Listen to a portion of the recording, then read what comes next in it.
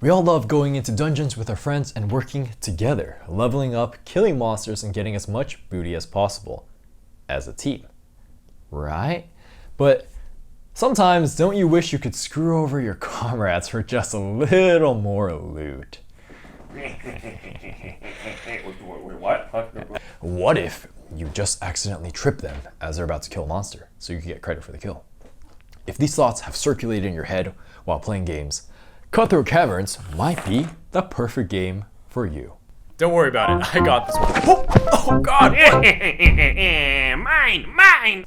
Cutthroat Caverns is a card-driven, semi-cooperative dungeon crawling game for 3 to 6 players, plays in about an hour. Players will go through 9 encounters, each consisting of another monstrosity that the adventuring party must overcome together. However, while players attack the enemies as a team, individually players are trying to get the final kill on monsters, since whoever has the most prestige points from slaying monsters at the end of the game wins. Or, if you're the only one still alive in your party and you manage to crawl out the dungeon, you win. By the way, we also have timestamps down in the description below for your viewing convenience if you want to use them. This is what you get in the box, Cutthroat Caverns. Open it up, you got your rulebook. Not exactly the best. I have seen better. I have seen much better in my time. Much better. Oh, there's some blood there. Much better. Okay. Wait, what's the story behind the blood? I don't know if someone just got really mad while playing the game or something. Maybe it was a finger. Maybe they got a paper cut from the game. But yeah, there's some blood here. Next thing is this tracker. So we got the creature life tracker right here, and this is the encounter tracker. You got bonus points for later rounds in the game. All right, so we got mostly everything here. These are the 6 characters you can play. Rip off of Legolas right there. You got generic assassin, generic Gimli looking guy. 6 guys, 100 health each.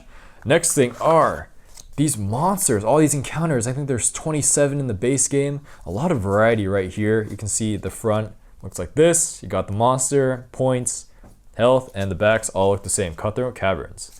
Next thing are these initiative cards. We got 6, 1 for each player. You're gonna deal these out to players as you play the game. Then all the cards within the game. These are all sleeved. Normally they don't look quite like this. They look more like this. You got your blue cards, red cards, and you got your green cards. What the frick? You got your green cards right here. Not that many green cards. Yeah, not that many green cards, yeah. Next things are these health trackers. So these are like little translucent, kind of heavy but slippery beads. They're like half a marble. Yeah, they're kind of weird. You put them on, so this is 100 health, 90 health, 50 health, 0 health. Same thing goes with the encounter rounds, 1, 2, 3, 4, 5, 6. And for creature health, you go 200, 205, 150, so on and so forth. Really slippery though, kind of strange. It's like super slippery. Final 2 things this game comes with are these extra prestige tokens for extra points, and also these monster tokens. Some encounters give you weird things, so you use these tokens. That's basically it. There's a bunch of more stuff here, but it's basically all the same thing. This is a quick tutorial of Cutthroat Caverns. You want to emerge from the dungeon with as many points as possible, and if you die along the way, you're out of the game. To get points, players will be fighting monsters in 9 encounters that comprise the game. To attack monsters, players will be each getting an initiative card, which is the order in which they attack it. Then, they will all set attack cards simultaneously and flip them in their initiative order, dealing damage to the monster accordingly. If I set a 50 attack card, I will do 50 damage. Monsters have characteristics that vary widely. This monster, Ripper, has 190 health in a 4-player game, and it will attack the player with the initiative of 2. Players will rinse and repeat the cycle of being dealt initiative, attacking, and being attacked by the monster until someone deals the killing blow, of which they will get all the prestige points on the monster, in this case, 3. There's also a neat bonus mechanic where the final 4 encounters give players extra points. If someone were to die and hit 0 life points, the game immediately becomes harder for everyone else, because the monsters stay just as strong, but the adventuring party is 1 sword weaker. 2 more things, action and item cards. The action cards are used to screw people over, like tripping them or using their bodies as a shield. Items are consumables that have more powerful once per game effects. So yeah, stay alive until the end of the dungeon and kill steal as many monsters as possible, and if you have the most points at the end, you win. Let's talk about the pros of Cutthroat Caverns, and man, do they check off a lot of good boxes here. First, the way the game is set up with an encounter card of 9 cards that's randomly created through a deck of 27 makes the game extremely replayable. Even without player powers in the base game, the ordering and content of each dungeon created by your encounter deck is almost always going to be different. And what makes the ordering of each dungeon even more important is how the game is designed so that the final 3 rounds provide the winner of each of those rounds with extra points. The +3 and +5 rounds for these rounds means that the victors for these later rounds get at least twice as many points. What's worth noting here about the encounter deck is that the designers definitely put in a lot of work making each monster different with a fighting style that reflects its essence well. For example, the Medusa uses a coin to determine whether or not it stuns players it attacks. Or the Wolf Pack, which swarms your party with a ton of wolves, and whoever kills the last wolf gets an extra 2 points. Or how about one of my favorites, Fear, that gets points, health, and most importantly, attack for each round it survives. Adding more onto the story of Fear, it strikes for 10 points at the player who damaged it the most in a round. So players are sometimes too scared to use their high power attacks until they're 100% sure they can kill it. Yet this hesitation leads to the Fear surviving yet another round, and yet another, until it's worth 9 points and hits for a third of your health. Or what about the Gas Bag, which deals almost half your health when you kill it. This leads to players hoping they'll have enough feints and 0 attack cards not to actually kill it, because if it explodes in your face, you're practically almost dead. Or what about this card, the Trap Room, which cannot get attacked or killed, but instead forces players to play a minigame where you trudge through the traps. The attacking mechanics are also done well, where you might imagine that just laying down attack cards might get a little repetitive. Cutthroat Caverns spices it up with a good amount of variety in attacking cards with a fair amount of humor. The infamous Stab and Grab allows you to steal other people's items while attacking for a measly 5 damage, or the Hey, I think he called you ugly too, that redirects all the monster's damage to a teammate of your choosing. If you want to do damage, there's 100 points of damage from critical hits and plenty of double strikes to go around. There's Holy Water that does additional damage against demons, fiends, and the like, and any attacking card with your player's character cannot be interrupted and will do a little more damage than usual.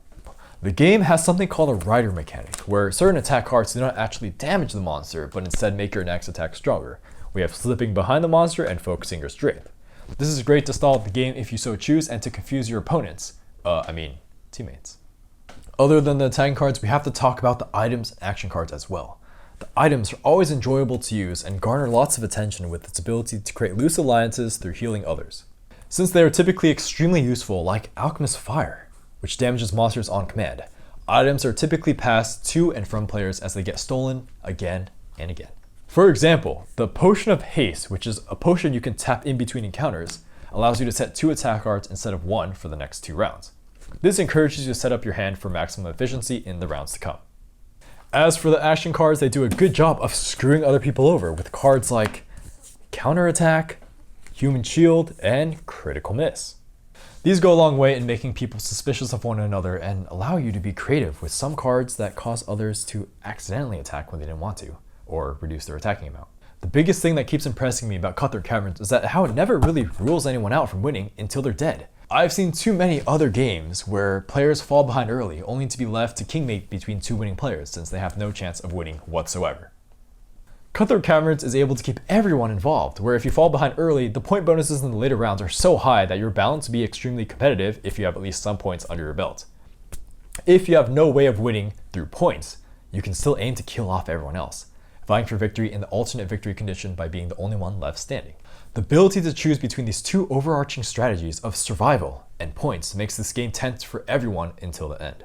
Plus, usually everyone can still be involved because they're still alive for a long time.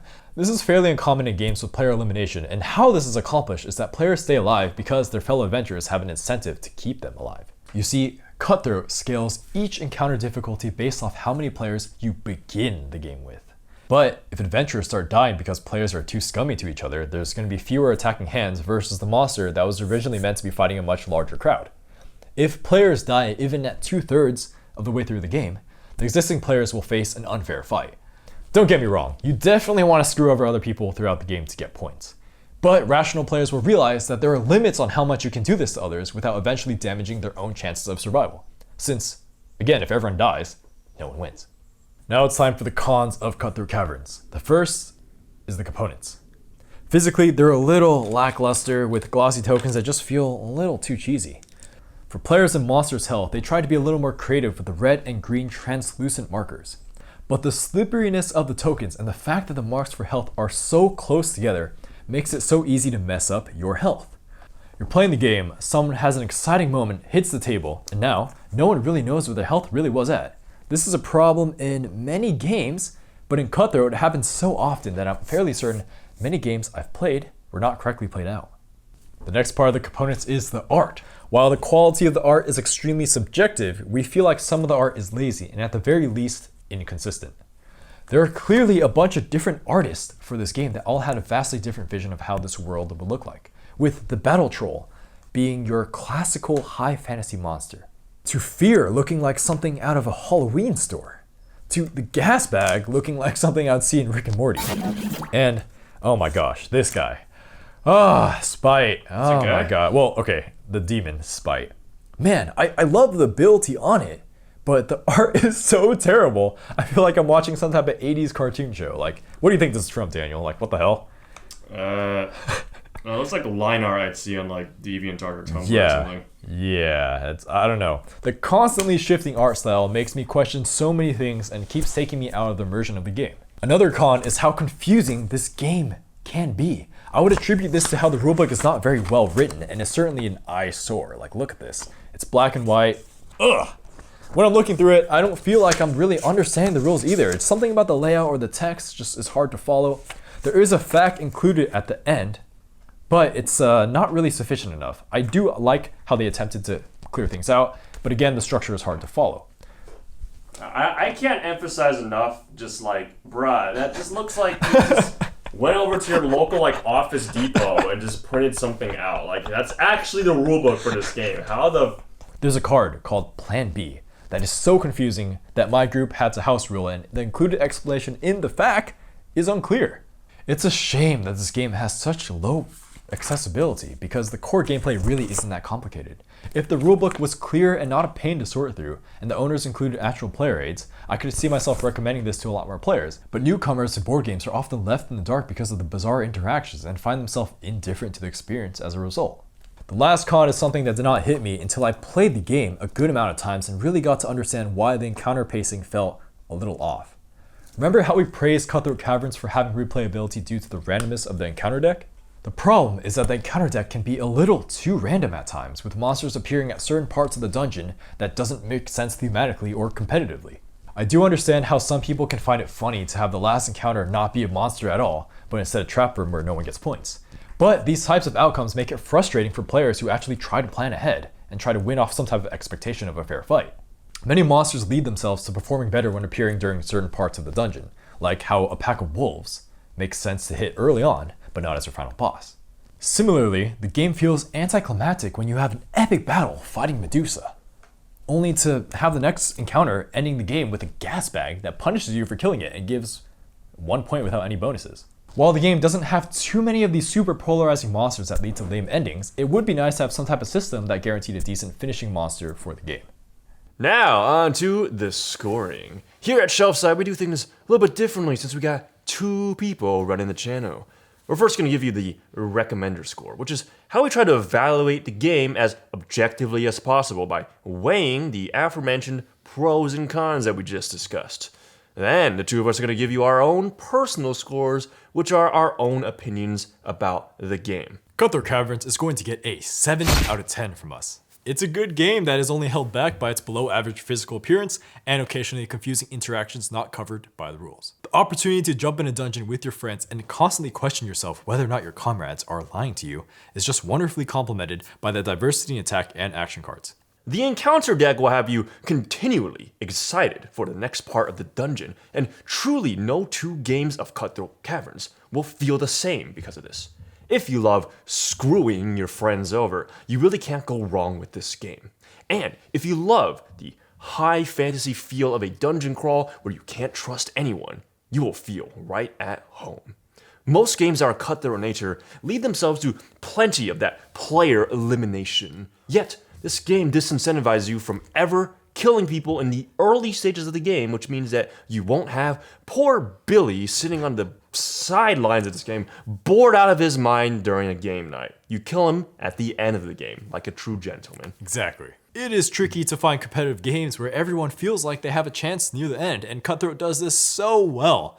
We always like to see everyone involved in a game all the way through, and it's frequently a mad scramble for an epic finish. We will have to say though that this game truly shines with 4 or 5 players, and while this wasn't a big enough of a concern to make it to the cons, there's a little too much downtime at 6 players and not enough interesting interactions at 3 players. Still, 7 out of 10. Now it's time for my personal score on Cutthroat Caverns. This game is going to get a 7 out of 10. It's a good game. Cutthroat Caverns was really the game that I originally thought Munchkin would be like. It does capture that backstabby diceless RPG essence decently, and is actually a good game when you look into the mechanics. Unfortunately, it isn't the best game to teach newcomers, in my experience, because of the weird card interactions, and its salt-inducing nature inherently makes it tricky to introduce to gamers as well.